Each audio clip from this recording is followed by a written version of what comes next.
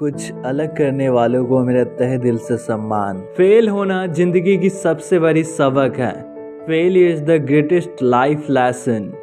कई महान लोगों ने अपने जीवन में कभी न कभी फेलियर का अनुभव किया है। कुछ एग्जाम्पल्स है जो मैं आप सबको बताना चाहता हूँ, जो आपको फेलियर से कैसे डील करना है ये सिखाएगी और फेलियर्स को कैसे लाइफ लेसन के नज़रिए से देखना है। दोस्तों, फेल का जो मतलब होता है ना, फर्स्ट अटेम्प्ट इन लर्निंग, पहला प्रयास किसी चीज़ को सीखने में हम जो देते हैं उसको हम फेलियर कहते हैं। आप सब ने अपने बचपन में एक ग्रेट लेसन को सीखा होगा कि जब हम पैदा होते हैं ना तो अचानक से चलना नहीं सीखते हैं, टाइम लगता है। बार बार गिरते हैं, फिर उठते हैं और फिर चलने की कोशिश करते हैं, पर हार नहीं मानते हैं और फाइनली चलना सीख जाते हैं। फिर यही लेसन हम अपने जीवन में अप्लाई करना क्यों भूल जाते हैं?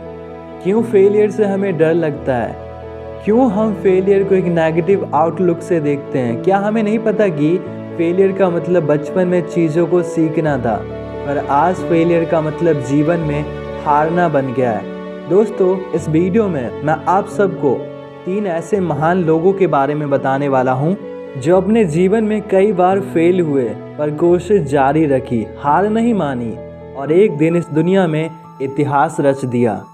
और फेलियर का डेफिनेशन ही इन्होंने बदल दिया। थॉमस एडिसन अपने लाइट बल्ब के इन्वेंशन के लिए फेमस है, लेकिन क्या आपको पता है कि लाइट बल्ब के इन्वेंशन के दौरान इन्होंने 10,000 टाइम्स फेलियर्स का सामना किया। क्या आप इमेजिन कर सकते हैं कि जो इंसान 10,000 बार फेल होने के बाद भी हार नहीं मानता है, कोशिश जारी रखता है और अंत में लाइट बल्ब को बना देता है। फिर हम इंसान जीवन में 1-2 बार फेल होते हैं, दोबारा से ट्राई नहीं करते हैं, तो हम सफलता की एक्सपेक्टेशन कैसे रख सकते हैं? सफलता उन्हीं को मिलती है जो बार बार ट्राई करते हैं, जो बार बार अपनी फेलियर से सीखते और जीवन में आगे बढ़ते हैं, तभी आपको सफलता मिल सकती है। ऐसा कहा जाता है कि फिलामेंट के लिए सही मटेरियल खोजने से पहले थॉमस एडिसन ने हज़ारों डिफरेंट मटेरियल्स को ट्राई किया और फिर भी लाइट बल्ब के डिज़ाइन को सही करने में सालों लग गए। पर थॉमस एडिसन ने अपने जिद को नहीं छोड़ा और हिम्मत नहीं हारी और लास्ट में लाइट बल्ब को बना दिया। और हम सबके जीवन में यही एटीट्यूड होना चाहिए कि जीवन में कभी भी हार मत मानो, भले ही कितने बार असफलता क्यों ना मिले। आप सब ने हैरी पॉटर सीरीज़ और हैरी पॉटर मूवी देखी होगी, लेकिन क्या आपको पता है इसके राइटर J.K. रॉलिंग को जीवन में कई सारे असफलता का सामना करना पड़ा। आप सब ने जो हैरी पॉटर सीरीज़ देखी है ना, इस सीरीज़ को कई पब्लिशर्स ने रिजेक्ट किया, लेकिन J.K. रॉलिंग जीवन में कभी हार नहीं मानी और कोशिश जारी रखी। कहा जाता है कि हैरी पॉटर सीरीज़ इतिहास की सबसे सफल पुस्तक फ्रेंचाइजी में से एक है। लेकिन क्या आप एक बात जानते हैं कि सफलता पाने से पहले J.K. रॉलिंग कई पब्लिशर से रिजेक्शन को प्राप्त कर चुकी थी। J.K. रॉलिंग ने अपने फेलियर्स एंड रिजेक्शंस को डटकर सामना किया पर हार नहीं मानी। उन्होंने कहा है कि वह उस समय उतनी गरीब थी जितनी कि आधुनिक ब्रिटेन में गरीब होना संभव है, लेकिन लेखक बनने के अपने सपने को कभी नहीं छोड़ा और लेखक बनने के सपने को लास्ट में पूरा किया और हैरी पॉटर सीरीज़ को दुनिया के सामने पेश किया। और हम इंसान कितने बार फेल होते लाइफ में? 1-2 बार, फिर हार मान जाते हैं, कोशिश नहीं करते हैं और हम चाहते हैं कि हम सब सफलता को प्राप्त करें।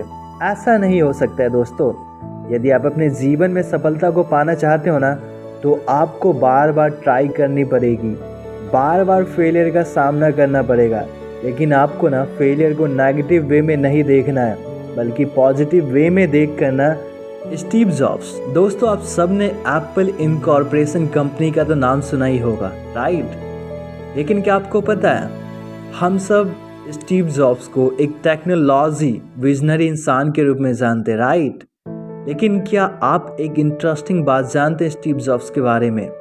आप सबके लिए इंटरेस्टिंग बात भी हो सकती है और एक लाइफ लेसन भी हो सकती है। इंटरेस्टिंग बात यह है कि 1985 की बात है, उन्हें अपने कंपनी से निकाल दिया जाता है, ये कहकर कि आपने कंपनी में कुछ नहीं किया है और आपको कंपनी से फायर किया जाता है। आप सोच सकते हो, जिस इंसान ने एप्पल की कंपनी बनाई उसी को उसी की कंपनी से निकाल दिया जाता है। ये कैसा खेल है, राइट? लेकिन आपने ये नहीं देखा है कि स्टीव जॉब्स ने फिर से दूसरी कंपनी बनाई 1985 में ही, जिसको नेक्स्ट नाम से जाना गया। हालांकि बाद में एप्पल में ये कंपनी शामिल हो गई और 1997 में 1997 में स्टीव जॉब्स एप्पल के फिर से सीईओ बने। तो ये लाइफ लेसन ना एप्पल के सीईओ स्टीव जॉब्स से हम सीख सकते हैं। जीवन में आपको कोई कहीं से निकाल दे, लेकिन जिस चीज़ पर आपका अधिकार है ना, वो चीज़ आपको ज़रूर मिलती है।